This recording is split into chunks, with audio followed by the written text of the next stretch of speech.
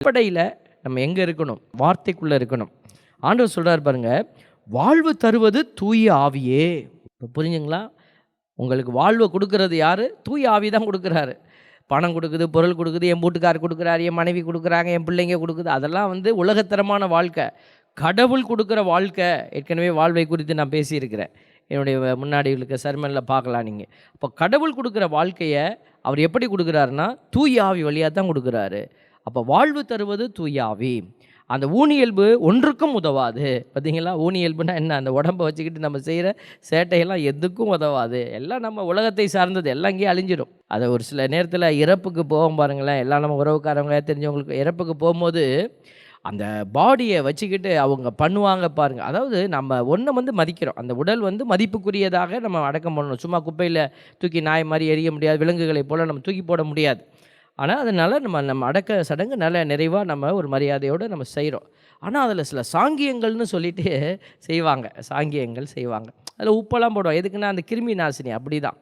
ஆனால் ஒரு சில சாங்கியங்களை இவங்களை பூத்தி வச்சுருப்பாங்க. இது இப்படி தான் செய்யணும், அது அப்படி தான் செய்யணும் அப்படின்னு சொல்லி அவங்க பண்ணுற சேட்டையெல்லாம் பார்த்தா நமக்கு ரொம்ப அதான் நினைப்பேன்.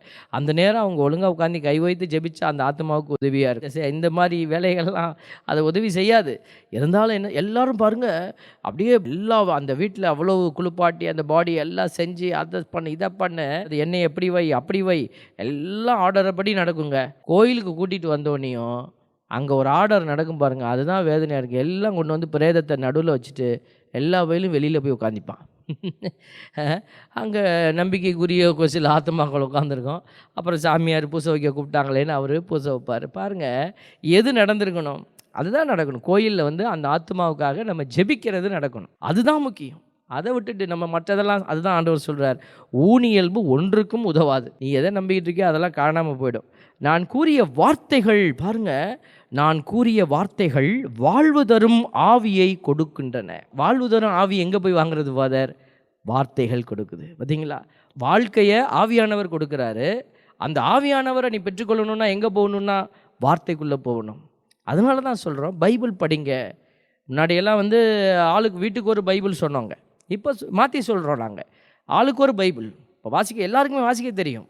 இப்போல்லாம் வாசிக்க தெரியாது, படிக்க தெரியாது. அதனால் நம்ம சாமியார் வாசிப்பார், நீங்கள் கேளுங்கன்னு சொன்னோம். இப்போ எல்லாரையும் வாசிக்க முடியும். எல்லாருடைய அறிவு நிலையும் வளர்ந்துருக்கு. எல்லாமே எஜுகேட்டட் பீப்புள், எல்லாமே படிப்பறிவு பெற்றிருக்கிற மக்களாக மாறி இருக்கிறோம். அப்போ எல்லார் கையிலையும் ஒரு பைபிள் இருக்கலாமே. அதனால் இதில் தவறு இருக்க முடியாது. அதனால் நீங்கள் உங்கள் கையில் ஒரு பைபிள், உங்களுக்குன்னு ஒரு பைபிள் வச்சுக்கணும். பிள்ளைகளுக்கு பர்த்டே வருது, ஃபீஸ் டே வருது, ஏதாவது ஒரு நாளில் புத்தம்புது துணின்னு சொல்லி எத்தனை ஆயிரங்களை போட்டு துணியெல்லாம் வாங்கி கொடுக்குறீங்க. ஒரு பைபிள் வாங்கி கொடுங்களேன் பார்ப்போம். நான் என்னுடைய மக்களுக்கு, எளிய மக்களுக்கு நான் சொல்கிறது, ஆட்டுக்கறி என்ன விலை விற்கிது? ஆட்டுக்கறி எங்களுடைய பக்கம்லாம் 500 ரூபா 600 ரூபா. சரி, ஒரு 500 ரூபா வச்சுப்போமே. ஒரு கிலோ கறி, அதில் மசாலா கிசாலாலாம் போடுற, அதெல்லாம் விட்டுருவோம். 500 ரூபாய்க்கு நீ கறி எடுத்து சமைச்சு சாப்பிட்டிங்கன்னா, ஒரு வேளை மத்தியானம் 5 பேர் சாப்பிட்றீங்கன்னா 5 பேரோட அந்த கதை முடிஞ்சிடும். சட்டி காலி ஆகிடும். ராத்திரி சட்டியை சொன்னீங்கன்னா எலும்பு கூட கிடைக்காது. ஒரு வேளை உணவுக்கு நம்ம 500 ரூபா செலவு பண்ணுறோம். நல்லா சாப்பிடுவோம், சாப்பிடக்கூடாதுன்னு சொல்லலை. ஆடு கிடைக்கலன்னா என்ன, எதாவது கிடைக்கிறதெல்லாம் சாப்பிட்றோம். உணவை குறித்து நான் பேசலை, நீ அதை குறைக்கணும்னு நான் சொல்லலை. ஆனால் இந்த இடத்துல வாழ்வு தரும் உணவு, ஆண்டோடைய வார்த்தை, அதுக்கு நம்ம எவ்வளோ செலவு பண்ணிக்கிட்டு இருக்கிறோம்? இதுதான் கேள்வி, இதுதான் சிந்தனை. அப்போ பிள்ளைகளுக்கு ஒரு பைபிளோட விலை 200 ரூபாங்க. சாதா பைபிள் வாங்க, அது ஒரு டிசைன் பைபிள், டீலக்ஸ் பைபிள், எல்லாம் ஆர்டினரி பைபிள். ஒரு குழந்தைக்கு நீங்கள் ஒரு பிள்ளைக்கு 200 ரூபா செலவு, ஒரு மாதம் செலவு பண்ண முடியாதா? ஒரு 200 ரூபா. உங்கள் பிள்ளை கையில் பைபிள் இல்லைன்னா அந்த பிள்ளை எதை கற்றுக்க போகுது? நம்ம பிள்ளைகளை நினச்சி பெருமை அடைஞ்சிட்டு இருக்கிறோம். சின்ன பிள்ளையாக இருக்கிற போது பிள்ளைங்க செவன் சொல்லும், கோயிலுக்கு போவோம், ஆல்டர் பாயாக இருக்கும், ஆல்டர் கேர்ளாக இருக்கும், எல்லாம் செய்யும். ஆனால் வளர்ந்து வரும்போது அதுங்களுடைய இயல்பெல்லாம் மாறும். ஏன்னா நீங்கள் கொடுக்க வேண்டிய உரத்தை கொடுக்காமல் போயிட்டீங்க. அப்போ எல்லாமே மாறி நிற்கும் போது, ஐயோ என் பிள்ளை இப்படி இருக்கே. தேவ பிள்ளைகளே, அடிப்படையிலேயே இதெல்லாம் நம்ம பார்க்கணும். நம்ம நினச்சிட்டுமோ everything is fine with my son, everything is fine with my daughter அப்படின்னு. அது வளர்ந்து வருகிற போது மரம் தன் கனியிலிருந்து தான் அறியப்படும். அதனால தான் சொல்கிறோம், அது சிறுசாக இருக்கும் போதே கையில் பைபிள் வாங்கி கொடுங்க. நிறைய பேர் இப்போல்லாம் இந்த பாக்கெட் சைஸ்லாம் பைபிள் வந்துருக்குங்க. அது வளர்ந்தவங்க இப்போ ட்ராவல் பண்ணும்போது பையில் வச்சு, குழந்தைங்களுக்கு அது கொடுக்கக்கூடாது. குழந்தைங்களுக்கு சின்ன பாக்கெட் பைபிள் ஈஸியாக இருக்கான். இந்த பைபிளை தூக்க முடியாதா அவங்க பிள்ளை? ஒரு 5ஆம் கிளாஸ் 6ஆம் கிளாஸ் படிக்கிற பிள்ளையால் இந்த வெயிட்டை தூக்க முடியாதா? இதை தூக்க முடியாதுன்னு நீங்கள் சொன்னீங்கன்னா நீங்கள் தான் அந்த குழந்தைக்கு எதிரியாக இருக்கிறீங்க. ஒரு பாக்கெட் சைஸ் பைபிளை வாங்கி கொடுக்கும்போது அந்த பிள்ளை என்ன செய்யுது, அந்த வார்த்தையான பைபிளை பின்னாடி சொருவிட்டு போவான். பின் பாக்கெட்டில் நான் பங்கில் இருக்கும்போது பார்த்தேன். பைபிள் எறாங்கிற ஒரு பையில், எங்கடா பைபிள் வச்சுருக்கேன் ஃபாதருங்கிறான். எங்கடா வச்சுருக்கேன், கையில் ஒன்றுமே இல்லை, வச்சுருக்கேன் பாக்கெட்டில் வச்சுருக்கேங்கிறான். எடா பாக்கெட்லன்னா பின்னாடி சொருவியிருக்கான், ஜீன்ஸ் பேண்ட்டு போட்டு பின்னாடி. ஸோ எடுறானோன்னு அவன் எடுத்தான் பாருங்கள், எல்லாம் மாட்டிக்கிச்சு. எழுத்தான் பாருங்கள், எழுத்ததில் அட்டை கட்டையெல்லாம் கிழிஞ்சி வெறும் பைபிள் பேப்பராக வந்து விழுவுது பாருங்கள். இப்போ அந்த பங்கில் இருக்கும்போது நான் பிள்ளைங்க இந்த சின்ன சின்ன பாக்கெட் சைஸ் பைபிளை போட்டு போயிடுவாங்க. நான் பொறுக்கி வைப்பேன். ஒரு வாரமாக எனக்கு ஒரு 5 பைபிள் பொறுக்கிறது வேலை. இது என்னென்னா, அந்த குழந்தைங்களுக்கு இது ஒரு பைபிள்னு தெரியல, இது ஒரு சின்ன சின்ன புஸ்தகம் மாதிரி இருக்குது. தேவ பிள்ளைகளை குழந்தைகளுக்கு சரியான விதத்தில் நம்ம காட்டணும். அதெல்லாம் நம்மளுடைய படிப்பினையில் நமக்கு தெரிஞ்சால் தானே, சட்டியில் இருந்தால் தானே கரண்டியில் வரும். நமக்கே அந்த உணர்வு இல்லைன்னா, அதனால தான் சொல்கிறோம், உங்களிடத்தில் வார்த்தையான தேவன் இருக்கிறாரா? ஒரு 200 ரூபா நீங்கள் ஒரு பிள்ளைக்கு செலவு பண்ணினீங்கன்னா அது வாழ்நாள் முழுசாக இந்த பைபிள் அழியாதுங்க. இந்த பைபிளை நீங்கள் கிழிச்சு போடுறதுக்கு புரட்டி கிழிச்சா கூட எப்படியும் ஒரு 2 வருஷமாவது ஆகுங்க. குறைச்சி சொல்கிறேன் நான். அதுக்கு மேலே நீங்கள் பத்திரமா வச்சுக்கிட்டிங்கன்னா, எங்களுடைய பைபிளெல்லாம் நாங்களாம் 5 வருடம் 6 வருடத்துக்கு நாங்கள் வச்சுருக்குறோம். அப்படின்னா அந்த பைபிள் அவ்வளவு நாள் உங்களுக்கு நிலைவாழ்வு கொடுக்கக்கூடிய வார்த்தையாக மாறப்போகுது. தயவுசெய்து நிறைய பேர் நினைக்கிறாங்க, இவர் பைபிள் விற்கிறார் போல இருக்குது அப்படின்னு. லேகியம் விற்கிற மாதிரி நான் பைபிள் விற்றுக்கிட்டு இருக்கிறேன். இப்போ நான் பைபிள் விற்கிறதுக்காக பேசலை.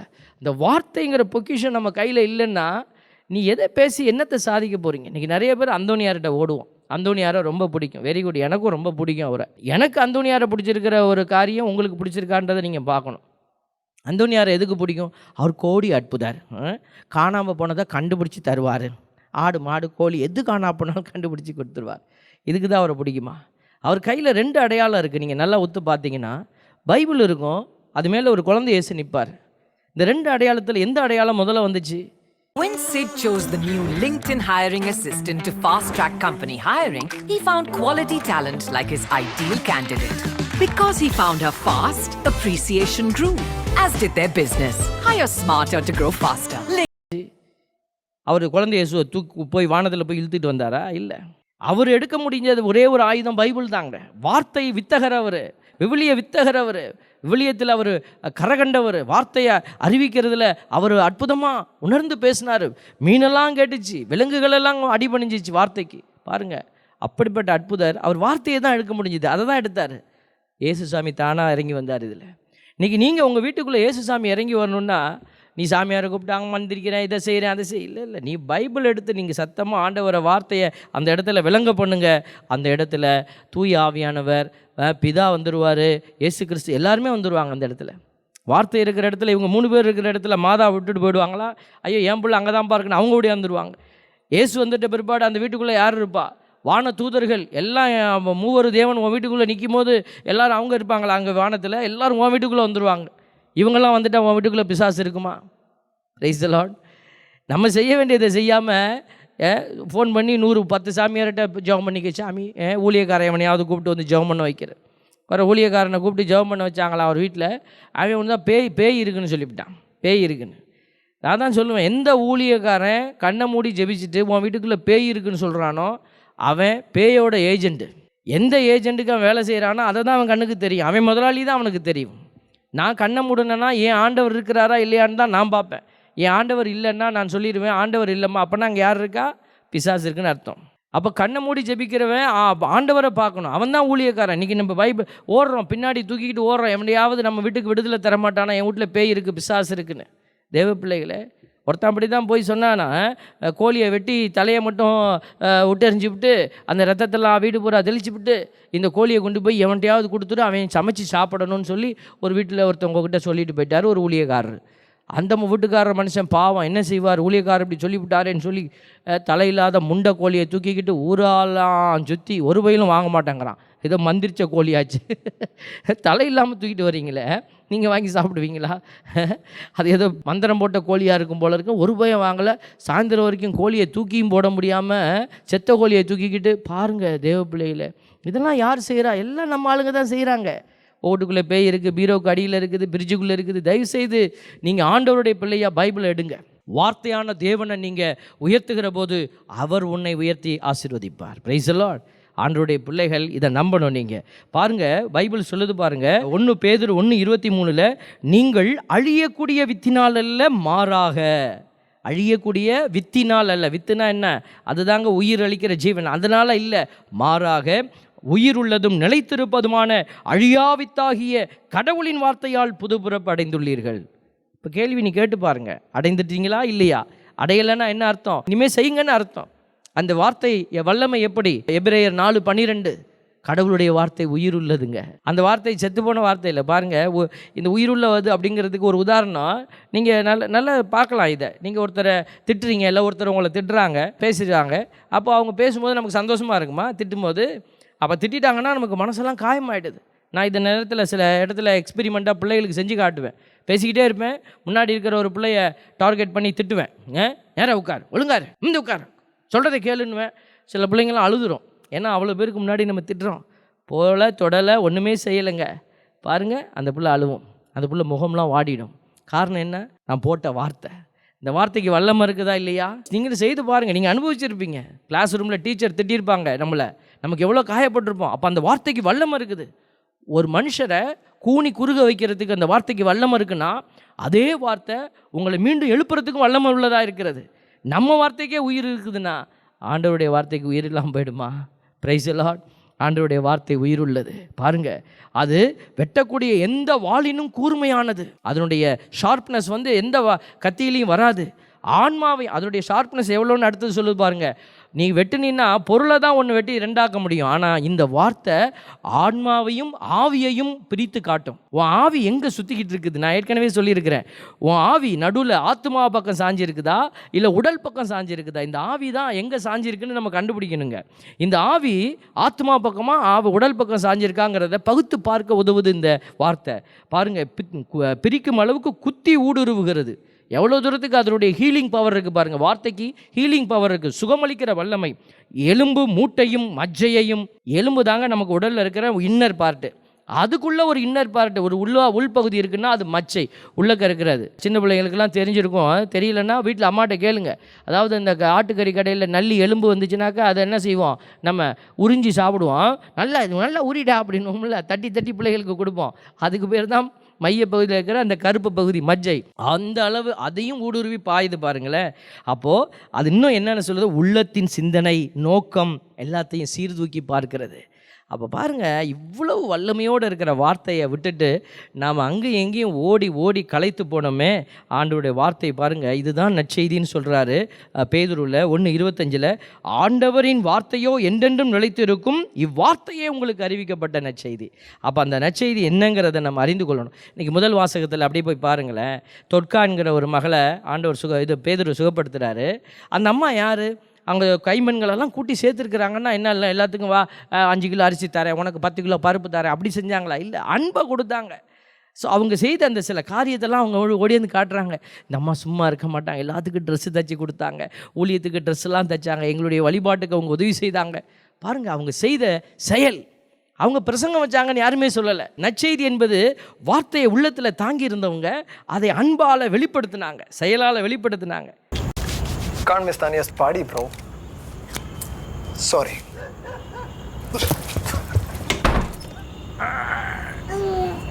Hey, what's going on, Krish? I'm DJ X, and I'm going to be your own personal AI DJ on Spotify.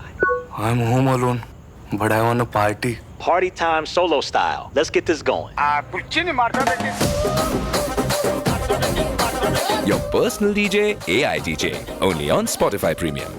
Gentlemen, it's date night, and your queen has needs. You've gotten her the roses, the gifts, and the sweet treats. Congrats on doing the bare minimum. Listen to me, boys. The bare minimum will get you a date night, but go bearer, and you will have a great night. Remember, she likes it smooth, so get rid of the fuzz. Take the Philips body groomer and let it buzz. Just know she likes it when There's nothing in between.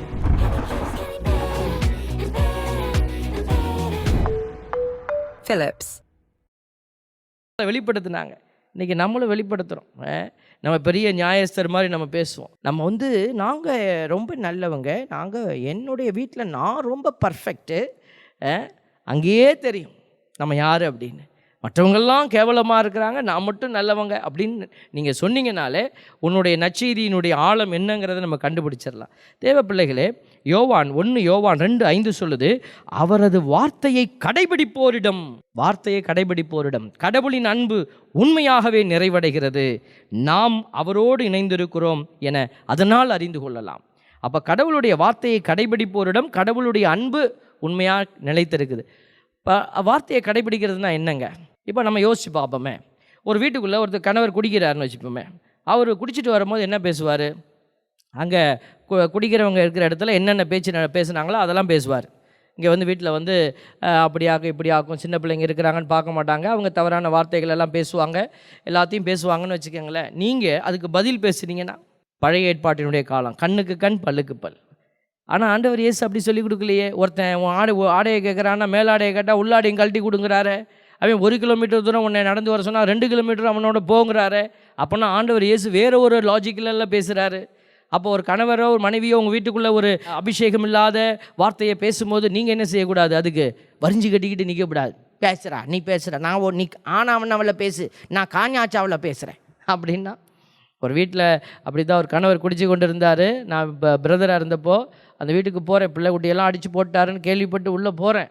போய் அக்கா என்னக்கா இப்படி பிள்ளையெல்லாம் அடித்து போட்டாராமே, என்னக்கா இப்படி பண்ணி போட்டார் இந்த மனுஷன் அப்படி சொல்லிட்டு இருக்கேன். அவர் உள்ளே குடிச்சிட்டு படுத்துருக்கிறார். என்ன பிரதர் செய்கிறது? இந்த மனுஷனை கட்டிக்கிட்டு கடவுள் என்னையும் சாவு கொடுக்க மாட்டேங்கிறா, சாவு கொடுத்தா நம்ம செத்து தொலைவேன் அப்படின்னு இந்த அக்கா ரொம்ப வேதனையில் சொல்லி அவன் உள்ளேருந்து அவனாவில் அள்ளி கொட்டுறான்.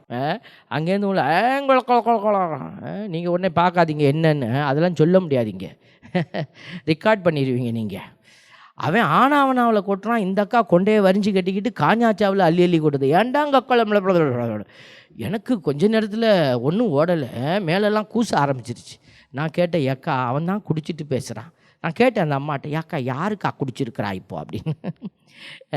என்ன பிரதர் இப்படி கேட்டுட்டீங்க? அவன் குடித்தவன் 2 வார்த்தை தான் பேசுகிறான், குடிக்காத பொம்பளை 4 வார்த்தை பேசுறியே.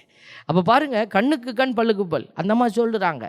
இப்படிலாம் பேசினாதான் பிரதர் வாயாடம்மா அப்படின்னுச்சு. கடைசியில் நான் அந்த அம்மாவை அப்படியே மனசை மாற்றி கொண்டு வந்துக்கிட்டு இருந்தேன் பாருங்கள். பிசாசு நம்ம தலையில் கல்லை தூக்கி போட்டான். உள்ளேருந்து அவன் பொண்டாட்டியை பேசிக்கிட்டு இருந்தவன் டபக்குன்னு கல்லை தூக்கி ஏன்ட்ட போட்டான். யார்ட்டடி பேசிக்கிட்டு இருக்கா? அவனா இவன் அப்படின்னா அத்தோடு தூக்கிட்டு ஓடுனவன் தான் நான். தேவ பிள்ளைகளை பாருங்கள், இன்றைக்கி நம்ம வீட்டுக்குள்ளே இப்படியா போராடிக்கிட்டு இருந்தோம்னா, வார்த்தை கடவுளுடைய வார்த்தை உங்ககிட்ட இருக்குன்னா உங்கள் வாயிலேருந்து என்ன வார்த்தை வரணும்? மாதா தொலைக்காட்சியில் ஒரு சாட்சியத்தை சொன்னாங்க. ஒரு வீட்டில் கணவர் குடிச்சிட்டு வந்து உட்காந்துருப்பாரா, சவுண்டாக மாதா டிவியை போட்டு விடுவாங்களாம். அந்த பிள்ளைங்க சின்ன பிள்ளைங்க போட்டு விட்டுட்டு அந்த சத்தம் கேட்கட்டும் அப்படின்னு அவரும் புலம்பிகிட்டே இருந்தாராம். ஒரு நாள் அந்த குழந்தை ஜெபிச்சிருக்கு, எங்கள் அப்பாவை பார்த்துங்க ஆண்டவரேன்னு. பாருங்கள், இந்த வார்த்தையை கேட்டு அந்த மனுஷன் மனம் மாறிட்டாருங்க. மனம் மாறி வெளியில் உட்காந்த மனுஷன் உள்ளே வந்து உட்காந்துருக்காரு. உள்ளே வந்தவர் ஒரு நாள் குடிக்கவே இல்லை. என்னப்பா நீ குடிக்கலையா? அப்படின்னு. இனிமேல் நான் குடிக்க மாட்டேன்ப்பா. பாருங்கள், வார்த்தை அந்த இடத்துல வேலை செய்து பாருங்கள். அதனால தான் சொல்லுகிறோம், சீராக்கின் ஞான நூல் 35:9 சொல்லுது, உன்னத இறைவன் உனக்கு கொடுத்திருப்பதற்கு ஏற்ப நீயும் அவருக்கு கொடு, உன்னால் முடிந்த அளவுக்கு தாராளமாய் கொடுன்னு சொன்னோன்னே காசு பணத்துக்குள்ளே போயிடக்கூடாது. முதல்ல எடுத்தோன்னே நம்மக்கிட்ட இருக்கிற ஒரே ஒரு அற்புதமான கொடை என்னன்னா வார்த்தை. சின்ன பிள்ளைங்களை பார்க்குறீங்களா? சொல்லுங்கள், காட் பிளஸ் யூ சொல்லுங்கள். ஸ்ரீலங்காவுக்கு போயிருந்தேன். இந்த ஸ்ரீலங்கா மக்கள், நிறைய மக்கள் எனக்கு தெரியும். எங்களுடைய ஊழியத்தில் நிறைய அவங்க தாங்குறாங்க. அவங்கள நாங்கள் நன்றியோடு நினைத்து பார்க்குறோம். வெளிநாடுகளில் சிதறி வாழுகிற இந்த ஸ்ரீலங்கா மக்கள் எல்லாத்துக்கும் எங்களுடைய நன்றிகள். அவங்கள்ட்ட கற்றுக்கொண்ட நான் நல்ல ஒரு அருமையான காரியம், அவங்க எல்லாரும் காட் பிளஸ் யூ சொல்லுவாங்க. நாங்கள் தான் தமிழ்நாட்டிலலாம் சாமியார் தான் காட் பிளஸ் யூ சொல்லணும். ஸ்ரீலங்காவுக்குள்ளே போனேன்னுண்டா அவைகள் சொன்னவைகள் என்னன்னு சொன்னால், ஃபாதர் காட் பிளஸ் யூ அப்படின்னாங்க. நான் அப்படியே ஸ்தம்பிச்சு போயிட்டேன். என்ன நம்ம தானே சொல்லணும், இவைகள் சொல்கிறாங்களே. அப்புறம் தான் பிறகு பார்த்தா அங்கே எல்லா கிறிஸ்தவர்களும் ஒருத்தர் காட் பிளஸ் யூ என்று வாழ்த்தி கொள்கிறாங்க. பாருங்கள், நல்ல வார்த்தைகள். குழந்தைகள் போகிறாங்களா, கூப்பிட்டு ப்ளஸ் பண்ணுங்கள். கேட்டால் தான் ப்ளஸ்ஸிங் கொடுக்கணும்னு இல்லை. குட்டி பிள்ளை வாங்க, காட் பிளஸ் யூ, நல்லா படிங்க, ஆண்டவர் உங்களோட இருக்க சொல்லுங்களேன். நம்ம கணவன் நல்ல வேலை செஞ்சுட்டு வராரு, காட் பிளஸ் யூ, நல்லபடியாக போயிட்டு வாங்க சொல்லுங்களேன். மனைவி நல்லா சமைக்கிறாங்க, காட் பிளஸ் யூ, சூப்பர், ஆண்டவர் உன் கையை ஆசீர்வதிச்சிருக்கிறார் சொல்லுங்களேன். தேவ பிள்ளைகளே, வார்த்தை சும்மா தானே இருக்குது, எடுத்து பயன்படுத்துங்களேன். ஆண்டவருடைய பெயரால் நீ சொல்லுகிற வார்த்தை ஒவ்வொன்றும் நன்மைக்குரிய வார்த்தையாக இருந்தால், ஆசீர்வாதத்துக்குரிய வார்த்தையாக இருந்தால், அது உன் வீட்டுக்குள்ளே ஆசீர்வாதத்தை எல்லாம் கொட்டும். புலம்பலை கொட்டுனா நீ புலம்பலைத்தான் அறுக்க போகிற.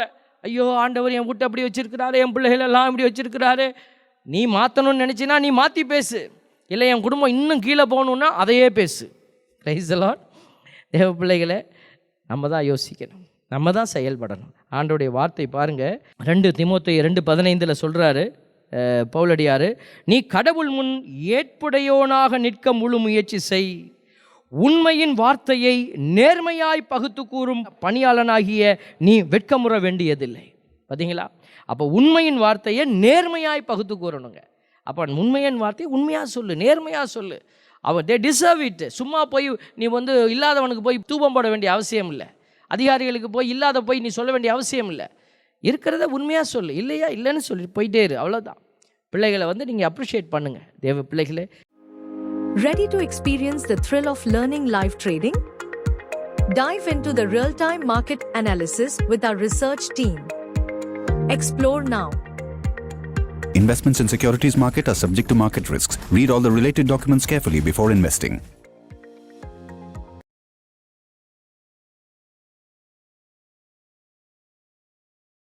IPL सीजन मतलब नॉन स्टॉप खर्चा, हर ऑर्डर हर राइड पर वॉलेट हल्का। वहाँ मिलते हैं 4s और 6 सेट्स। यहाँ मिलता है अप टू 5% कैशबैक हर पेमेंट पे, नो कंडीशंस। Super money.